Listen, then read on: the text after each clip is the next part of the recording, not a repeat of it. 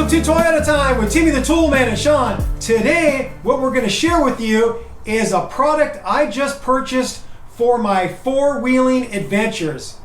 I do a fair amount of four-wheeling, and sooner or later, you're going to come across a situation where something's going to break on your frame, a bracket for your control arms or whatever. And the only thing that's going to work to fix it is going to be a welder. If you don't have a welder, you're stuck. I've been pretty lucky so far, and I've only seen a couple instances where we could utilize a welder to fix something, and we were luckily close enough to a spot where we can have somebody weld it for us, but that's not always going to be the case, and you're going to be out there in BFE, and you're going to need a welder. If you don't have one and nobody in your group has a welder to be able to do a trail repair, well, then you're stuck. And now you're going to have to go all the way back out to the nearest town and be able to grab something that you could use out on the trail to fix it.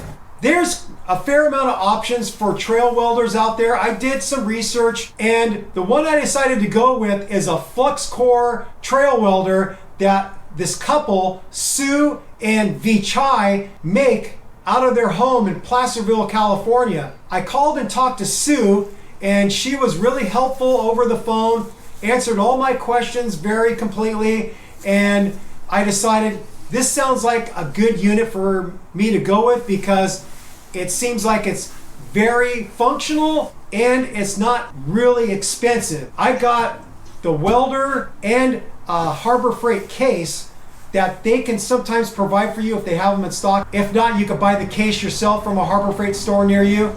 And I got the whole system for $400, which is within my price range for a trail welder. You can spend less or you could spend more. So this is pretty much somewhere in the middle of the road on the more affordable side of things. So now let me unbox this thing and show you everything that comes with the kit. When you purchase the Bun Trail Welder, it comes in this box right here. A nice option to be able to carry the welder in your rig and protect it is buying this Harbor Freight Apache 3800 case. It's just like a Pelican case, but it's not made by Pelican, obviously. This Apache 3800 case fits all the components of the Bun Trail Welder really well. It fits in there nice and tight, and nothing can really move around and get damaged when it's being held in this case. So let me open this up and I'll show you everything that comes with the kit.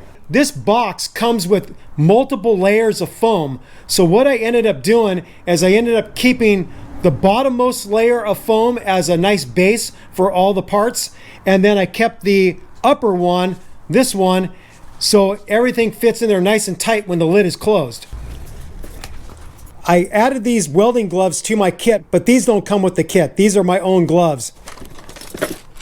I also put some welding pliers in with the kit, but also these are my personal pliers. These didn't come with the kit. So you have some various cables. You have this jumper cable right here that has a positive and negative connection. You've got this ground cable that comes with the kit, and then you have the spool gun with the cable that comes with it. So that's everything that comes with the kit. It's pretty simple, and now all you need to do is take a couple of your 12-volt batteries out of the vehicles that are with you on the trip, and you could get welding. So I'm gonna go out to two of my rigs, remove the batteries, and then show you how to hook everything up so you can get welding. So starting off with step number one, it says it requires two 12-volt batteries, not included. And I took these out of my two third-generation 4Runners. I'm gonna call this battery closest to me battery number one, and this one is gonna be battery number two. Step number two says to connect the gun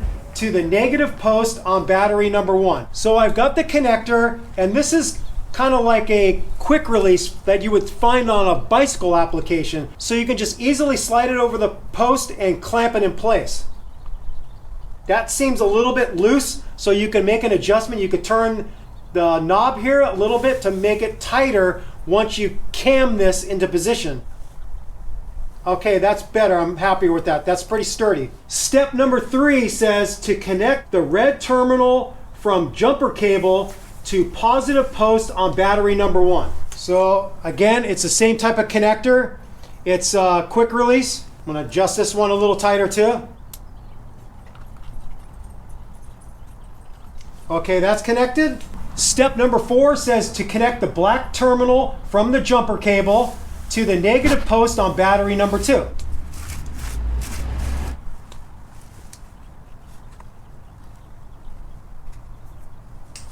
Okay, that's connected. And step 5 says connect ground clamp to positive post on battery number 2.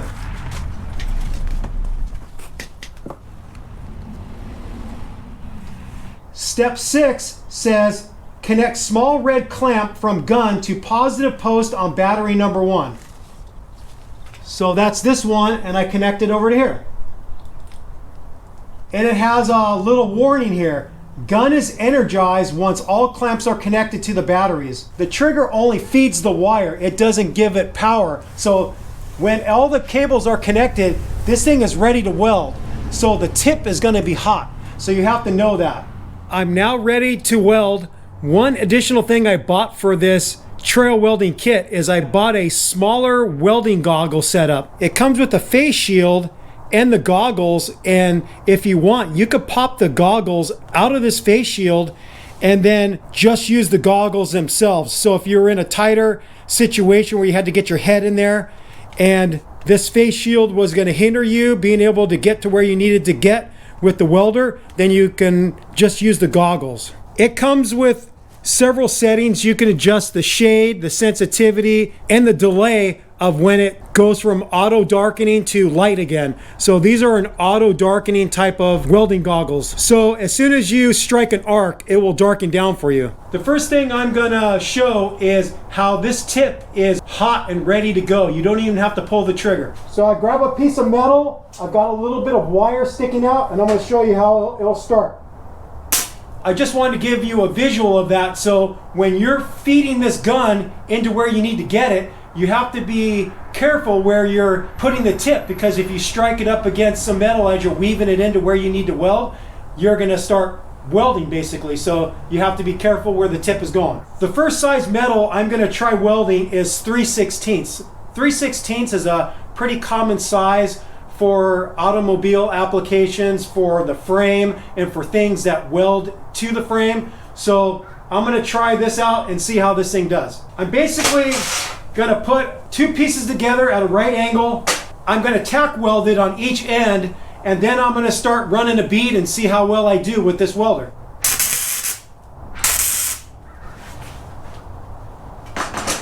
I moved the ground clamp to the actual material that I'm welding on. This will be actually better than just putting it on the table. And now I'm gonna start welding a bead and see how well I do. If you have your wire too long, you could actually cut the wire with your welding pliers and not strike an arc. Just like that. Okay, let's get welding.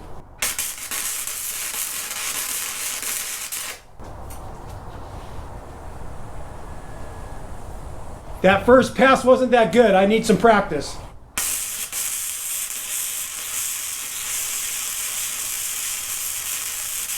That second pass was way better, but I'm having trouble seeing. So I'm gonna take these goggles off and I'm gonna get my headlamp in here. And with the headlamp, hopefully I'm gonna be able to light up the area better and then be able to see the welding pool.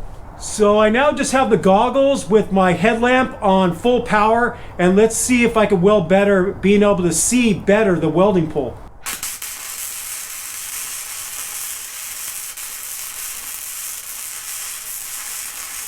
I still can't see that well. Let me see what else I can do. Change the shading option on these glasses.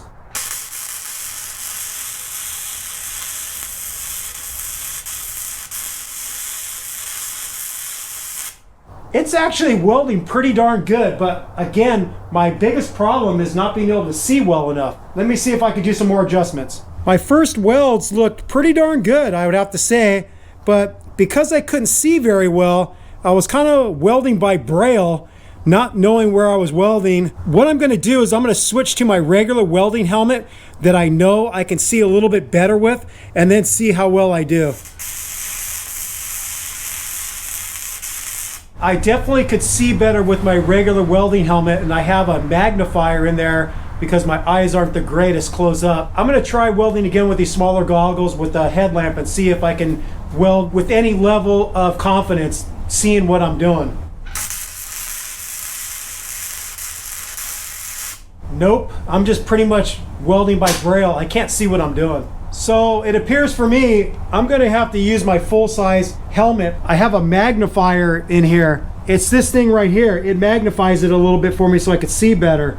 So I think I'm just gonna have to go on trips with my full-size welding helmet, which isn't ideal because it's a lot more bulky to pack, but if I'm gonna weld with any level of confidence, I'm gonna have to use this full-size helmet. So I'm gonna lay down a few more beads on this 3/16 steel, and then I'll show you how I did.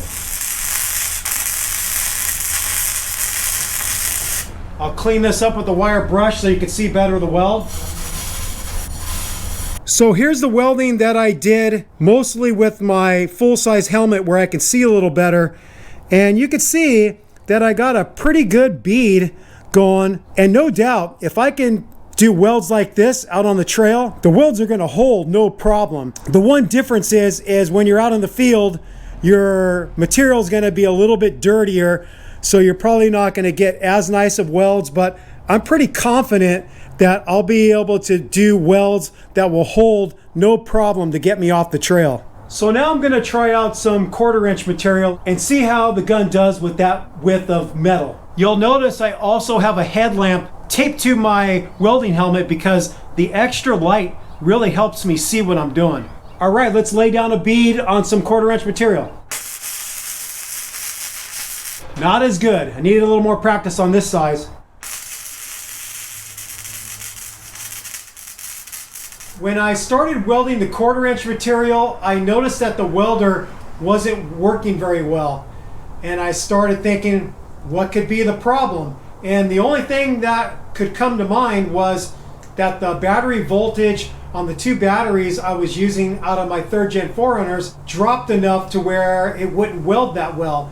And I was right. I put the batteries back in both my rigs, my 2000 and my 98. My 2000 started right up, and my 98 just went click, click, click, click. And so that let me know that the battery on that 98 4Runner is on its way out. I don't drive it regularly, so it's not getting the same kind of constant charging like I get on my 2000 that I use for commuting to work and for a lot of other errands. I bought myself another battery from Toyota. I'm not sure if I'm going to swap it in just yet to my 98 4Runner. I have my battery on a C-Tech charger right now that works pretty well. So I'm going to see how well that C-Tech charger does to charge and recondition my old battery. If it's still not that strong, then I'm going to swap it out for the one I just bought. But I'm thinking for a trip where you're going to be wheeling for a while, it might not be a bad idea to bring a spare battery. So in case you end up draining one of your batteries down a little bit far from the welding you do, you have a backup battery. That's what I'm planning to do. I'm going to carry a spare battery with me on my trips. But now let's see how it welds on 1/4" material with some fresh batteries. I want to give you a good representation of what was happening when I was welding, and the voltage dropped too low to produce a good weld. So you can see right here, that's a pretty nice bead. But then when I was starting to weld the 1/4" material, I switched back to this 3/16 material and still got the same result. So you could just see like it's splattered looking, and it didn't produce a strong weld in the least bit. Now I'm going to get back to the welding table with some 1/4" material and see how well the welder does with that thickness of material. I was able to hammer off this piece from this piece because the welds were so crappy. So now I'm going to tack weld it again and see if I can produce some nice beads on this 1/4" material. I already noticed that the thing is welding way better with the new battery and the battery out of my 2000 4Runner.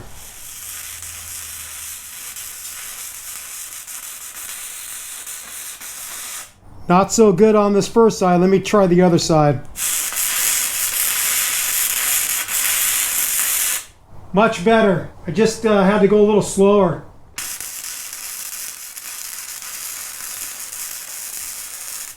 I'd have to say that's some pretty good welds. I just have to go a little bit slower on this 1/4" material, but that's pretty darn good. My biggest shortfall is just being able to see what I'm doing with the lighting. because my eyes aren't the greatest. So if I can see what I'm doing, I could usually weld halfway decent.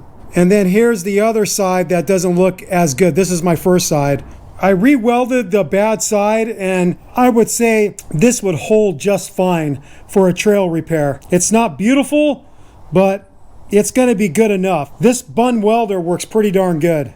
I've got the 2/4 inch pieces I welded in the bench vise, and now I'm gonna whale on this with a hammer, and just to see if I can get the weld to break. The metal was slipping in my bench vise. I reconfigured it. Let's see if I can hold this firm enough to where I can whale on it with some decent blows and not move the metal in the vise.